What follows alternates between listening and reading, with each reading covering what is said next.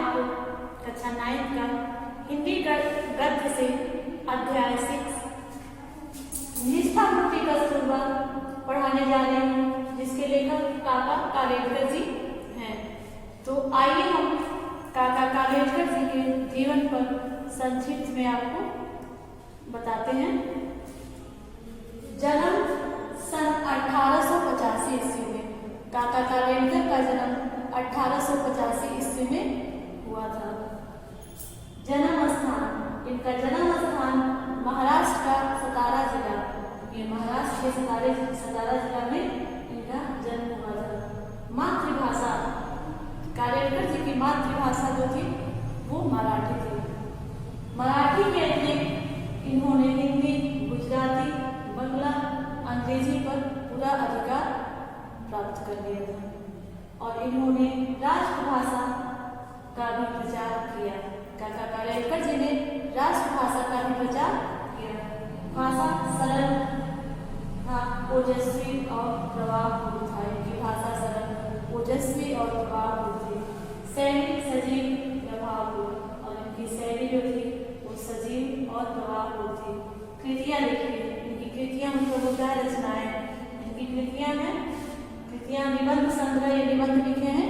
जीवन काव्य, इनका निबंध है जीवन काव्य, जीवन साहित्य एवं समुदय, ये 3 निबंध ग्रंथ है इनका। जीवन काव्य, जीवन साहित्य एवं समुदय। यात्रा वृतांत, इनका यात्रा वृतांत है हिमालय प्रवास, यात्रा उस पार के पड़ोसी, इनका 3 यात्रा वृतांत है। हिमालय प्रवास, यात्रा उस पार के पड़ोसी एवं लोकमाता, 4 यात्रा वृतांत है इनका। फिर संस्मरण, ये इनका संस्मरण है बापू की झांकियां। फिर आत्मचरित्र, इनका आत्मचरित्र है जीवन लीला एवं धर्मोदय, इनका आत्मचरित्र है जीवन लीला एवं धर्मोदय। और इस प्रकार काका कालेलकर का जीवन हमने संक्षिप्त में परिचय दिया। और अब हम आपको काका कालेलकर का जो निष्ठा मूर्ति कस्तूरबा है उसको मैं आपको पढ़ाऊंगी। तो आइए हम किताब से पढ़ते हैं। आइए हम आज हिंदी में अध्याय 6 गद्य खंड से काका कालेलकर का जीवन परिचय आपको बताते हैं। इसके पहले मैंने आपको स्मरणीय तथ्य आपको बताया था। तो आइए देखते हैं काका कालेलकर जी का जीवन परिचय। काका कालेलकर का जन्म सन 1885 ईस्वी में महाराष्ट्र के सतारा जिले में हुआ था। काका कालेलकर जी का जन्म 1885 ईस्वी में महाराष्ट्र के सतारा जिले में हुआ था। ये बड़े प्रतिभा संपन्न थे और काका कालेलकर जी की जो मातृभाषा थी वो मराठी थी, पर इन्होंने संस्कृत, अंग्रेजी, हिंदी, गुजराती और बंगला भाषाओं का भी गंभीर अध्ययन किया। मराठी के अतिरिक्त इन्होंने संस्कृत, अंग्रेजी, हिंदी, गुजराती और बंगला भाषाओं का भी अध्ययन कर लिया था। जिन राष्ट्रीय नेताओं एवं महापुरुषों ने राष्ट्रभाषा के प्रचार के लिए विशेष उत्सुकता दिखाई, उनकी पंक्ति में काका कालेलकर का भी नाम आता है। और जिन राष्ट्रीय नेताओं और महापुरुषों ने राष्ट्रभाषा के प्रचार के लिए विशेष उत्सुकता दिखाई थी, उसमें काका कालेलकर जी का भी नाम आता है। इन्होंने राष्ट्रभाषा के प्रचार को राष्ट्रीय कार्यक्रम के अंतर्गत माना और इन्होंने राष्ट्रभाषा मतलब हिंदी का प्रचार में राष्ट्रीय कार्यक्रम के अंतर्गत उसको माना, राष्ट्रभाषा का प्रचार। महात्मा गांधी के संपर्क से इनका हिंदी प्रेम और भी जागृत हुआ और जब ये महात्मा गांधी के संपर्क में आए तो हिंदी प्रेम इनके अंदर और ही जागृत हुआ। दक्षिण भारत, विशेषकर गुजरात में इन्होंने हिंदी का प्रचार विशेष रूप से किया और दक्षिण भारत मतलब विशेषकर गुजरात में इन्होंने हिंदी का प्रचार विशेष रूप से किया। प्राचीन भारतीय संस्कृति, नीति, इतिहास, भूगोल आदि के साथ ही इन्होंने युगीन समस्याओं पर भी अपनी सशक्त लेखनी चलाई और प्राचीन भारतीय संस्कृति, नीति, इतिहास, भूगोल और युगीन समस्याओं पर इन्होंने अपनी सशक्त लेखनी चलाई। इन्होंने शांति निकेतन में शांति निकेतन में अध्यापक थे। साबरमती आश्रम में प्रधानाध्यापक और बड़ौदा में राष्ट्रीय शाला के पद पर भी कार्य किए।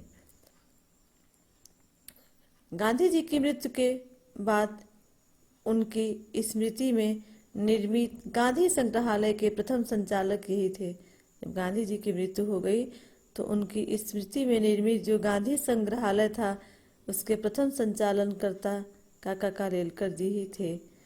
स्वतंत्रता सेनानी होने के कारण अनेक बार जेल भी गए और ये स्वतंत्रता सेनानी होने के कारण अनेकों बार जेल भी गए। संविधान सभा के सदस्य भी रहे। सन 1952 से 1957 ईस्वी तक राज्यसभा के सदस्य तथा अनेक आयोगों के अध्यक्ष रहे। भारतीय सरकार ने पद्म भूषण, राष्ट्रभाषा प्रचार समिति ने गांधी पुरस्कार से कालेलकर जी को सम्मानित किया और भारत सरकार ने इन्हें पद्म भूषण सम्मान से सम्मानित किया तथा राष्ट्रभाषा के प्रचार समिति ने गांधी पुरस्कार से कालेलकर जी को सम्मानित किया। ये रविन्द्रनाथ टैगोर एवं पुरुषोत्तम दास टंडन के भी संपर्क में रहे। इनका निधन 21 अगस्त 1981 ईस्वी को हो गया और ये रविन्द्रनाथ टैगोर एवं पुरुषोत्तम दास टंडन के भी संपर्क में रहे और इनका निधन 21 अगस्त 1981 ईस्वी को हो गया। आइए इनका साहित्यिक परिचय देखते हैं। साहित्य में इन्होंने क्या क्या योगदान दिया। काका कालेलकर जी मराठी भाषी होते हुए भी हिंदी भाषा के प्रचार प्रसार में जो रुचि प्रदर्शित की वह हिंदी भाषियों के लिए अनुकरणीय है और इनकी मातृभाषा मराठी होते हुए भी इन्होंने हिंदी प्रचार प्रसार के लिए जो भी रुचि दिखाई वह हिंदी भाषियों के लिए अनुकरणीय है, अनुकरण करने योग्य है। इनका हिंदी साहित्य निबंध, जीवनी, संस्मरण, यात्रावृत्त आदि गद्यविधाओं के रूप में उपलब्ध होता है और इनका हिंदी साहित्य निबंध के रूप में जीवनी, संस्मरण, यात्रा वृत्तांत आदि गद्यविधाओं के रूप में उपलब्ध होता है। इन्होंने हिंदी एवं गुजराती में तो अनेक रचनाओं का सृजन किया ही साथ हिंदी भाषा में अपनी कई गुजराती रचनाओं का अनुवाद भी किया और इन्होंने हिंदी एवं गुजराती में तो अनेक रचनाओं का सृजन किया, साथ ही साथ कई गुजराती रचनाओं का अनुवाद भी किया। इनकी रचनाओं पर अनेक राष्ट्रीय नेताओं एवं साहित्यकारों का प्रभाव परिलक्षित होता है और इनकी रचनाओं में अनेक नेताओं साहित्यकारों का प्रभाव परिलक्षित होता है। तत्कालीन समस्याओं पर इन्होंने कई सशक्त रचनाओं का सृजन किया। कालेलकर जी की रचनाओं में भारतीय संस्कृति के विभिन्न आयामों की झलक दिखाई देती है। इनकी रचनाओं में भारतीय संस्कृति के विभिन्न आयामों की झलक दिखाई देती है।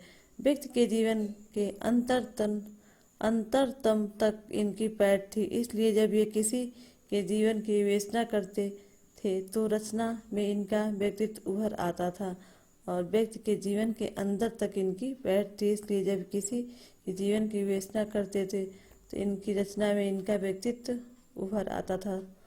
कृतियाँ मतलब होता है रचनाएं। आइए इनका कृतियाँ देखते हैं। कालेलकर जी की प्रमुख कृतियाँ इस प्रकार हैं। निबंध, जीवन काव्य, इनका निबंध संग्रह है जीवन काव्य। जीवन साहित्य एवं सर्वोदय, इनका निबंध है जीवन काव्य, जीवन साहित्य एवं सर्वोदय।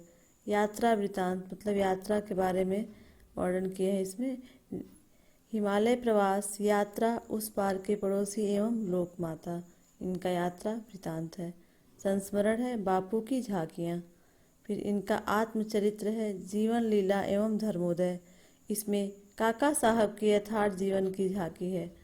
सर्वोदय साहित्य, इनका सर्वोदय साहित्य है सर्वोदय, इसमें सर्वोदय से संबंधित विचार हैं। भाषा शैली, कालेलकर जी की भाषा परिष्कृत खड़ी बोली है, उसमें प्रवाह, ओज तथा अकृत्रिमता है। ये अनेक भाषाओं के ज्ञाता थे इसलिए इनकी हिंदी भाषा में रचित रचनाओं में अंग्रेजी, अरबी, फारसी, गुजराती, मराठी के शब्द मिल जाते हैं। और ये हिंदी भाषा में रचित रचनाओं में इनके अंग्रेजी के शब्द, अरबी, फारसी, गुजराती, मराठी के शब्द भी मिल जाते हैं। तत्सम, तद्भव, देशज आदि शब्द रूप इनकी भाषा में एक साथ देखे जा सकते हैं। तद्भव, तत्सम, देशज सभी का रूप इनकी भाषा में हम देखे जाते हैं। मुहावरों और कहावतों का प्रयोग भी इन्होंने किया है और इनकी भाषा शैली में मुहावरों और कहावतों का भी प्रयोग हुआ है। भाषा में प्रसंग के अनुसार ओज गुण भी है। विषय और प्रसंग के अनुरूप कालेलकर जी ने परिचयात्मक विवेचना, आत्मकथात्मक, विवरणात्मक, व्यंग्यात्मक, चित्रात्मक, वर्णनात्मक आदि शैलियाँ अपनाई हैं। इस प्रकार प्रसंग एवं विषय के अनुकूल इनकी भाषा शैली बहुत ही सजीव, सरल एवं प्रभावपूर्ण है। और इस प्रकार से प्रसंग के अनुसार इनकी जो भाषा शैली है वह कैसी है? सजीव, सरल और प्रभावपूर्ण है। निष्ठा मूर्ति कस्तूरबा में राष्ट्रमाता कस्तूरबा के जीवन की ऐसी अनेक झांकियाँ दी गई हैं जो भारतीय नारी के गरिमामय रूप का सुंदर चित्र प्रस्तुत करती हैं। जो निष्ठा मूर्ति कस्तूरबा है, इसमें जीवन की ऐसी अनेक झांकियाँ दी गई हैं जो भारतीय नारी के गरिमा में रूप का सुंदर चित्र प्रस्तुत करती हैं। साथ ही साथ इस पाठ में भारतीय संस्कृति के सफल अध्येता एवं राष्ट्र प्रेमी काका साहब की उपयुक्त अधिकांश साहित्यिक विशेषताओं के दर्शन भी होते हैं। इस पाठ में भारतीय संस्कृति के सफल अध्येता राष्ट्र प्रेमी काका साहब की उपयुक्त वर्णित अधिकांश साहित्य विशेषताओं के दर्शन भी होते हैं। विवेचनात्मक शैली में लिखे गए प्रस्तुत पाठ का भाषा अपेक्षा के संस्कृतनिष्ठ और परिष्कृत है। ये संस्कृतनिष्ठ और परिष्कृत है। जैसे दुनिया में दो अमोघ शक्तियाँ हैं, शब्द और कृति। दुनिया में अमोघ माने अचूक शक्तियाँ हैं, शब्द और कृति। इसमें कोई शक नहीं है कि शब्दों ने सारे पृथ्वी को हिला दिया है, किंतु अंतिम शक्ति सो कृति ही है। महात्मा जी ने इन दोनों शक्तियों की असाधारण उपासना की। इसमें कोई शक नहीं है कि शब्दों ने सारी पृथ्वी को हिला दिया है, किंतु अंतिम शक्ति तो कृति है। कृति मतलब करना, शब्द माने कहना, अर्थात महात्मा जी ने इन दोनों शक्तियों की असाधारण उपासना की है। इस प्रकार से आपका काका कालेलकर जी का जीवन परिचय समाप्त हुआ और आप लोग इनका जीवन परिचय, रचनाएं, भाषा शैली आप लोग कॉपी में लिख लीजिएगा। लेखक ने निष्ठा मूर्ति कस्तूरबा के बारे में एक लेख लिखा है। यह पाठ बहुत ही सरल है, तो आइए बताते हैं। संस्मरण किसे कहते हैं? स्मृति के आधार पर किसी विषय पर अथवा किसी व्यक्ति पर लिखित आलेख संस्मरण कहलाता है। स्मृति के आधार पर किसी विषय पर अथवा किसी व्यक्ति पर लिखित आलेख को हम संस्मरण कहते हैं।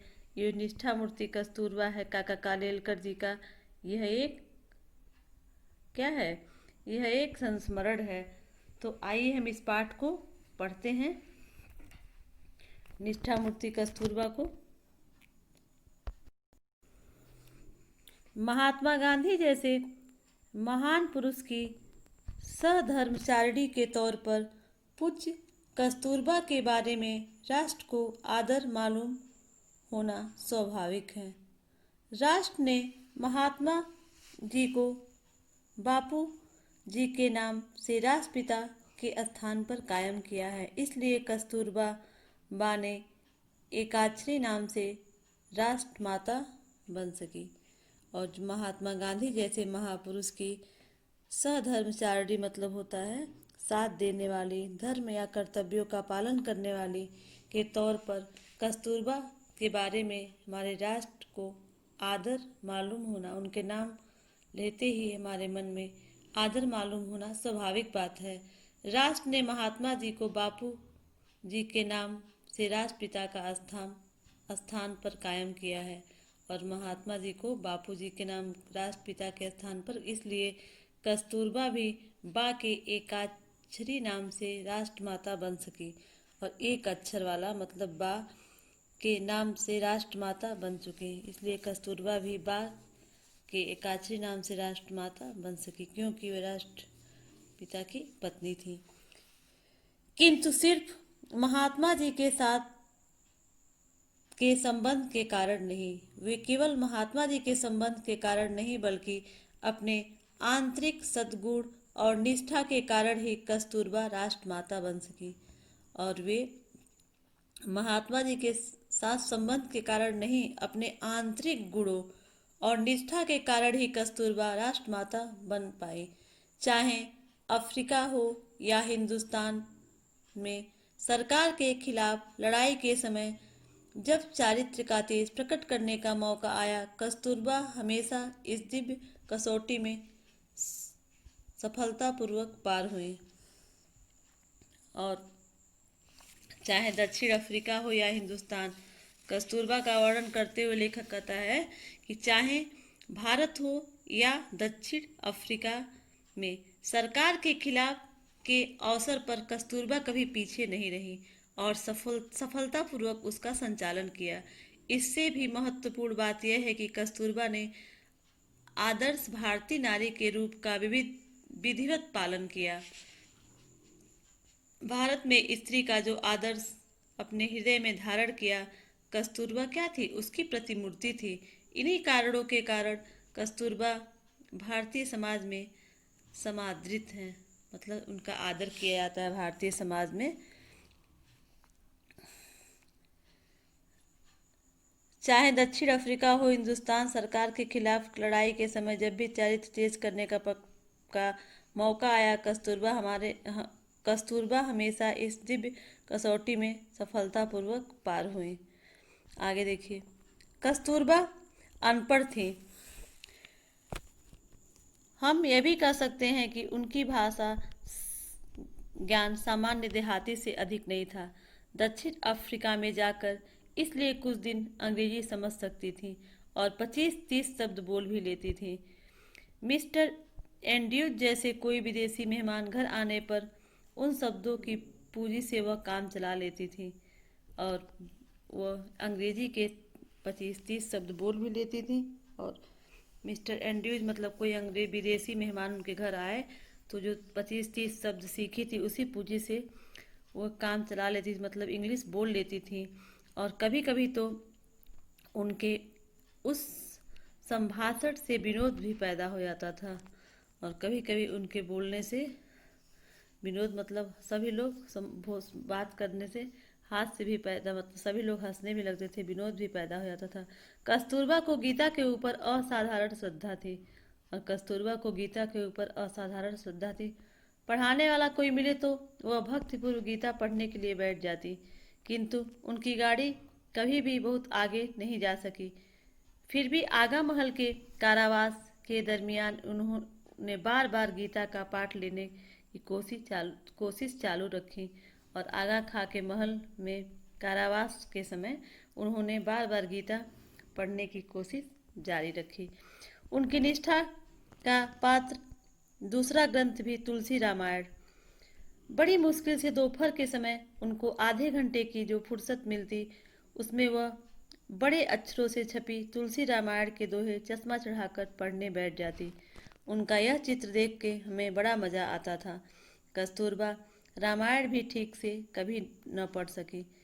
राष्ट्रीय संत तुलसीदास के द्वारा लिखा हुआ सती सीता का वर्णन भले ही वह ठीक समझ न सकी, फिर भी प्रत्यक्ष सीता तो बन सकी। और तुलसीदास द्वारा लिखा हुआ जो सती सीता का वर्णन भले ही ठीक से समझ नहीं सकी, लेकिन वे प्रत्यक्ष रूप से सती सीता तो बन नहीं सकी। दुनिया में दो अमोघ शक्तियां हैं, शब्द और कृति। इसमें कोई शक नहीं है कि शब्दों ने सारी पृथ्वी को हिला दिया, किंतु अंतिम शक्ति तो कृति है। महात्मा जी ने इन दोनों शक्तियों की असाधारण उपासना की है। कस्तूरबा ने इन दोनों शक्तियों में से अधिक श्रेष्ठ शक्ति कृति की निम्रता के साथ उपासना करके संतोष माना और जीवन सिद्धि प्राप्त की। आप लोग का जो ये है दुनिया की दो अमोघ शक्तियाँ, यहाँ से लेकर जीवन सिद्धि प्राप्त की आपका इम्पोर्टेंट है। इसका व्याख्या भी हमेशा पूछता है। तो आइए देखते हैं कि इसमें जो ये है कस्तूरबा,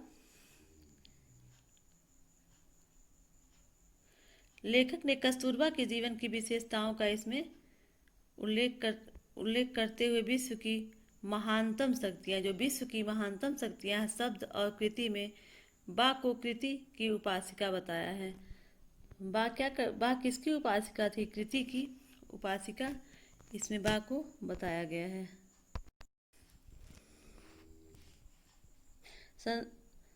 देखिए, संसार में दो प्रबल शक्तियां हैं जो कभी असफल नहीं हुई। जो संसार में दो शक्तियां हैं, शब्द और कृति, जो कभी असफल नहीं हुई।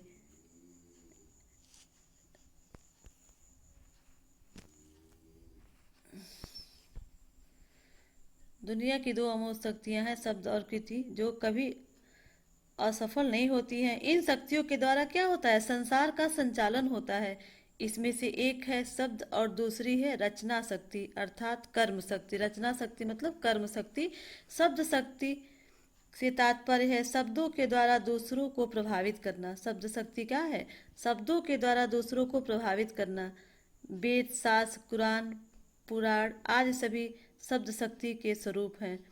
साहित्य, शास्त्र और दर्शन सभी शब्द शक्ति के ही परिणाम है। इसमें तनिक भी संदेह नहीं है कि इस शब्द शक्ति ने क्या किया है? संपूर्ण पृथ्वी को प्रभावित किया है, हिला दिया है, मतलब प्रभावित किया है। शब्दों ने सारी पृथ्वी को हिला दिया, मतलब प्रभावित किया है। किंतु अंतिम शक्ति तो कृति है, और जो अंतिम शक्ति है वो क्या है? कृति है। दुनिया में बड़े बड़े परिवर्तन हो चुके हैं। जिस व्यक्ति के पास यह शब्द शक्ति है वह संसार को बदल करके रख सकता है। दूसरी शक्ति क्या है? कृति। कृति का मतलब होता है रचना से। कुछ महापुरुषों ने अपने कार्यों से दूसरों को शिक्षा देते हैं। वे मुख से शिक्षा नहीं देते बल्कि प्रयोगात्मक रूप से करके दिखाते हैं। वे सिद्धांत का शब्दों के प्रतिपादन नहीं कर सकते बल्कि सिद्धांतों का जीवन में ढालते हैं।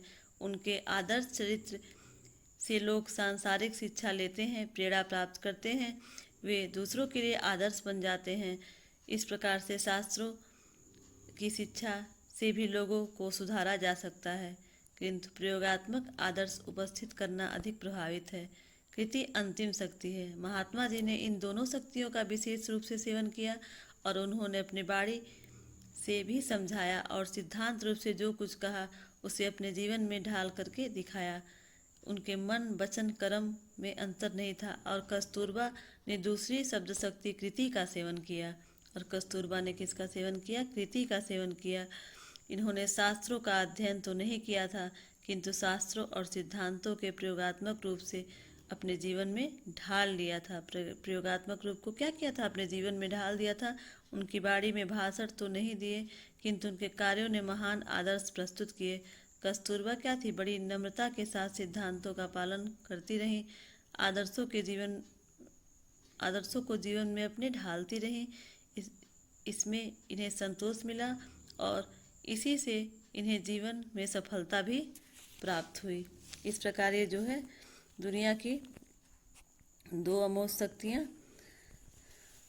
ये आप इसके बारे में आपको हम समझाएं, इससे व्याख्या भी आता है, ये इम्पॉर्टेंट है। दक्षिण अफ्रीका की सरकार ने जब इन्हें जेल भेज दिया, कस्तूरबा अपना बचाव तक नहीं किया, न कोई सनसनाती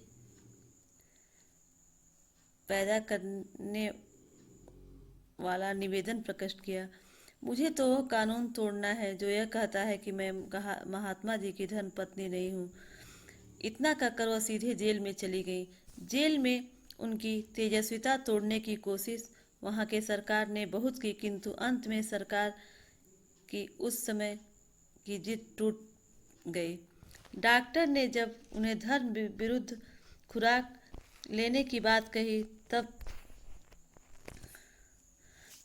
भी उन्होंने धर्मनिष्ठा पर कोई व्याख्यान नहीं दिया। उन्होंने सिर्फ इतना ही कहा, मुझे अखाद्य खाना खाकर जीना नहीं है, फिर भले ही मुझे मौत का सामना करना पड़े। कस्तूरबा की प्रसिद्ध कसौटी केवल सरकार ही की हो बात नहीं। खुद महात्मा जी कई बार उनसे कठोर और मर्मस्पर्शी बातें कही, तब भी उन्होंने हार कबूल नहीं की। पति का अनुसरण करना ही सती का कर्तव्य है। ऐसी उनकी निष्ठा होने के कारण मन में किसी भी प्रकार का संदेह लाए बिना वह धर्म के मामलों में पति का अनुसरण करती रही। कस्तूरबा के प्रथम दर्शन मुझे शांति निकेतन में हुए। सन 1915 में जब महात्मा जी वहां पधारे, तब स्वागत का शुभारंभ पूरा होते ही सब लोगों ने सोने की तैयारी की। आंगन के बीच एक चबूतरा था। महात्मा जी ने हम दोनों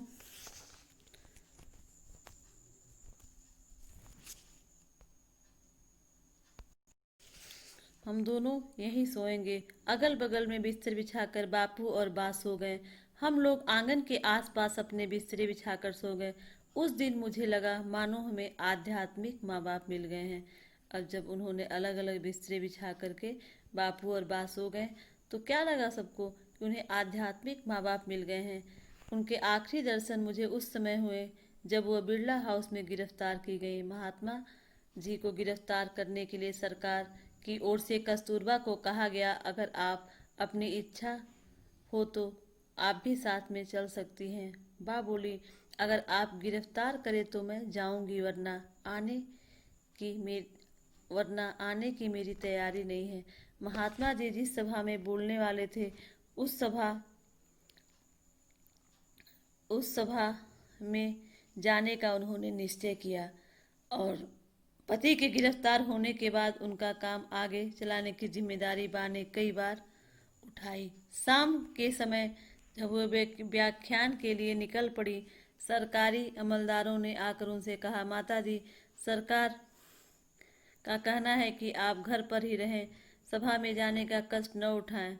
बा ने उस समय उन्हें न देश सेवा का महत्व समझाया, न उन्हें देशद्रोह करने वाले तुम कुत्ते हो, यह कहकर उनकी निर्भत्सना की।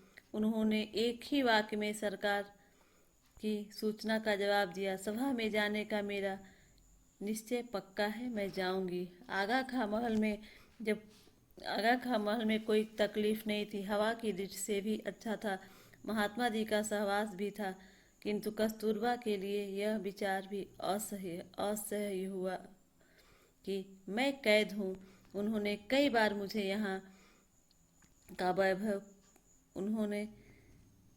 कहा, मुझे यहाँ का वैभव कतई नहीं चाहिए, मुझे तो सेवाग्राम की कुटिया ही पसंद है। सरकार ने उनके शरीर को कैद रखा, किंतु उनकी आत्मा को वह सहन नहीं हुआ। उस पिंजड़े में पक्षी प्राणों का त्याग करके बंधन मुक्त हो जाता, जिस प्रकार पिंजड़े का पक्षी प्राणों का त्याग करके बंधन मुक्त हो जाता है, उसी प्रकार कस्तूरबा ने सरकार के कैद में अपना शरीर छोड़ा और वह स्वतंत्र हुई। और वह अपना शरीर छोड़ दी और मतलब उनकी मृत्यु हो गई और वह स्वतंत्र हुई।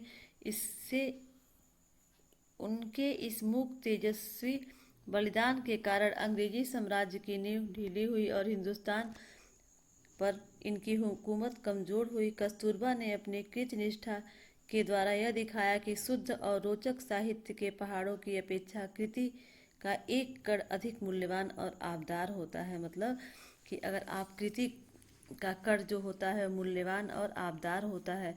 शास्त्र में जो लोग निपुण होते हैं, उनके कर्तव्य अकर्तव्य की हमेशा भी चिकित्सा करनी पड़ती है।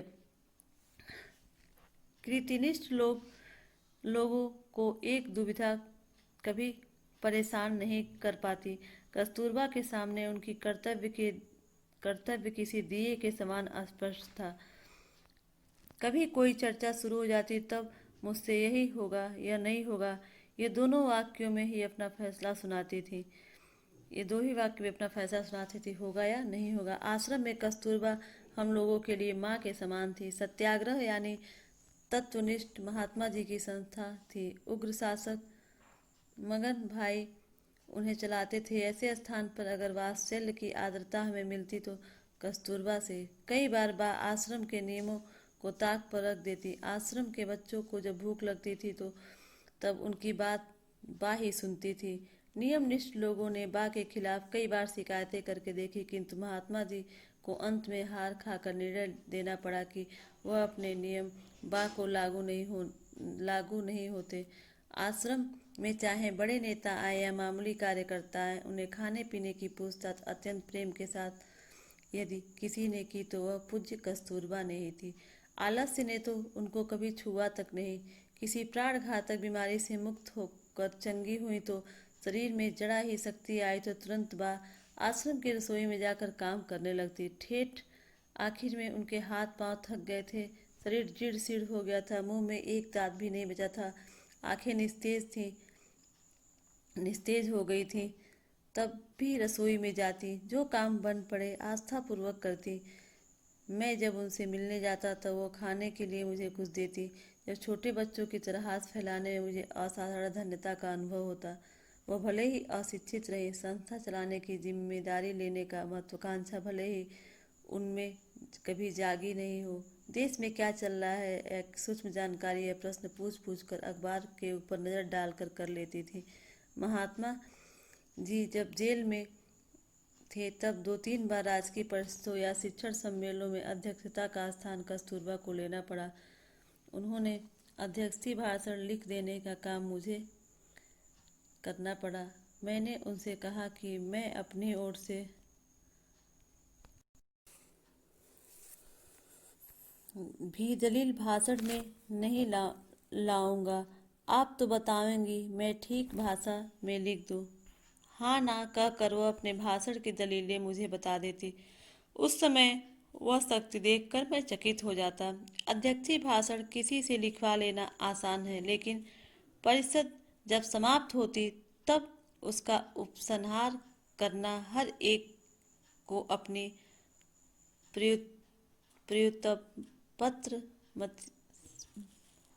व्युत्पत्रमति से करना पड़ता। जब कस्तूरबा ने उपसंहार के भाषण किए, उनकी भाषा बहुत ही आसान रहती थी, किंतु उपसंहार परिपूर्ण सिद्ध होता था। इनके इस भाषणों में परिस्थिति की समझ, भाषा की सावधानी और खानदानी की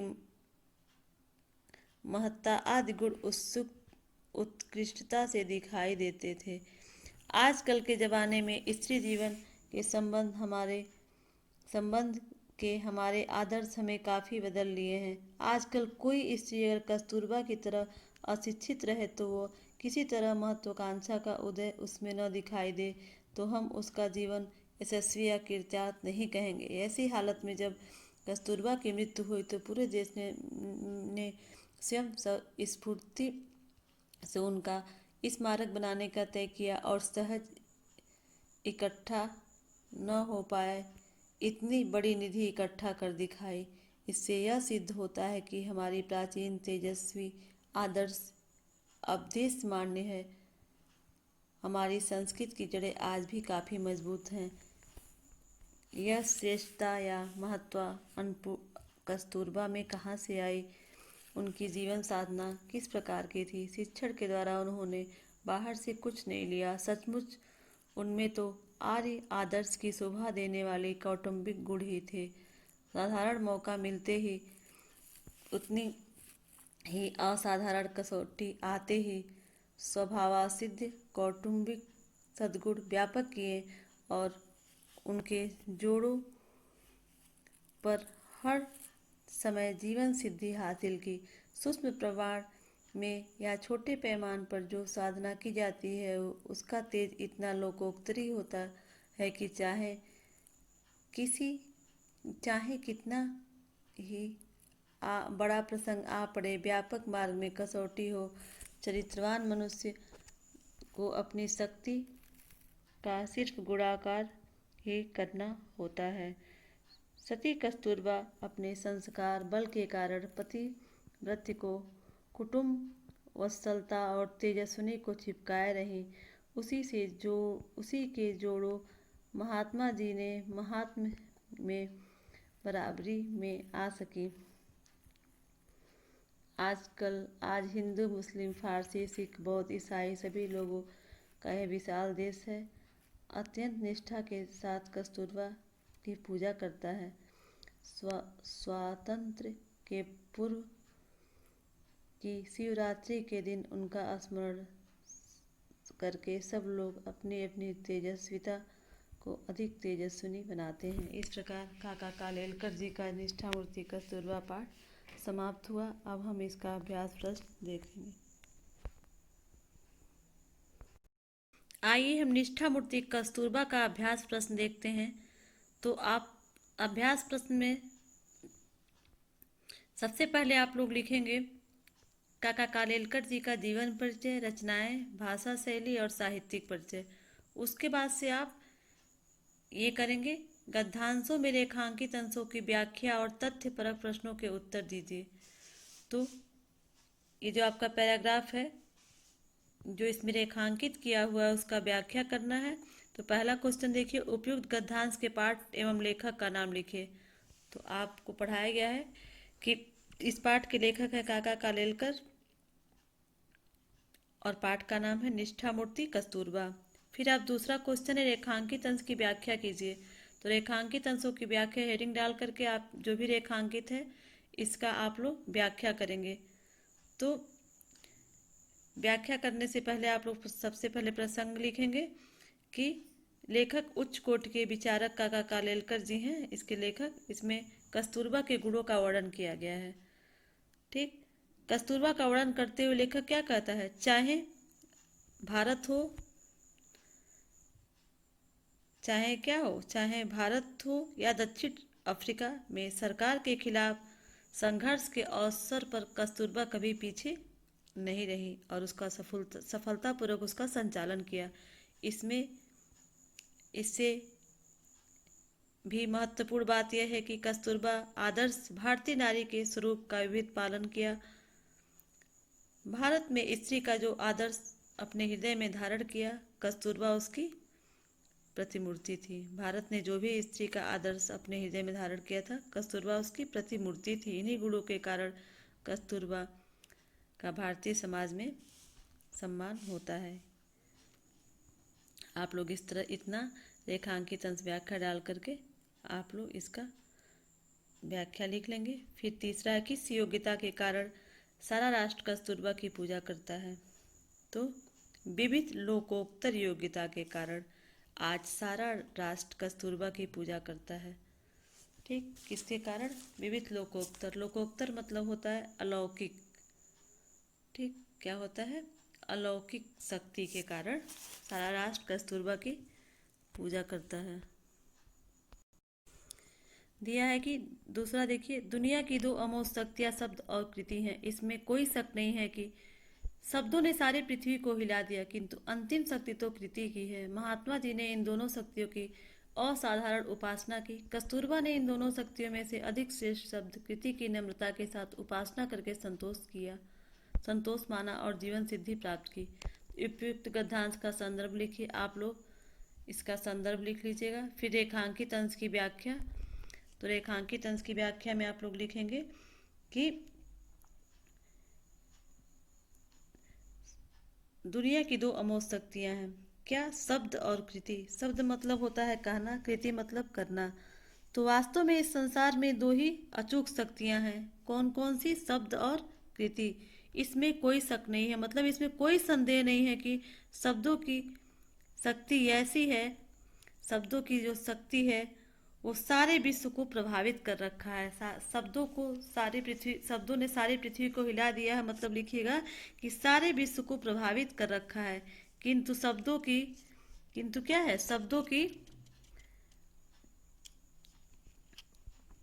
अपेक्षा कृति वाली शक्ति क्या करती है, महत्वपूर्ण, अपना अधिक महत्व रखती है, महत्वपूर्ण है। शब्दों की अपेक्षा क्या है, कृति वाली जो शक्ति है वो बहुत ही महत्व रखती है। महात्मा गांधी ने क्या किया था, दोनों शक्तियों की असाधारण उपासना की और उन्होंने क्या की, कथनी और करनी में सामंजस्य स्थापित किया था। किंतु कस्तूरबा ने सबसे पहले महत्वपूर्ण शब्द कृति की नम्रता पूर्वक साधना की और अपने जीवन को सफल सिद्ध किया। बा ने केवल काम करने को महत्व दिया और इसी के बल पर वो सर्व पूज्य हो गई, मतलब सभी में पूज्य हो गई। दक्षिण अफ्रीका की सरकार ने गांधी जी को जब जेल भेज दिया तो कस्तूरबा ने अपना बचाव तक नहीं किया, न कहीं निवेदन किया। वे एक दृढ़ संकल्प महिला थी। इस प्रकार से आप रेखांकित अंश का व्याख्या कर लीजिएगा। कस्तूरबा कैसी महिला थी, तो हम इसके पहले बताए हैं, कस्तूरबा दृढ़ संकल्प महिला थी। फिर अगला है शब्द और कृति का अर्थ स्पष्ट करिए। शब्द माने होगा, शब्द और कृति दोनों क्या है, असाधारण। शब्द और कृति क्या है, दो अमोघ शक्तियां हैं। ठीक, अमोघ मतलब होता है अचूक। शब्द और कृति दो अमोघ शक्तियां हैं।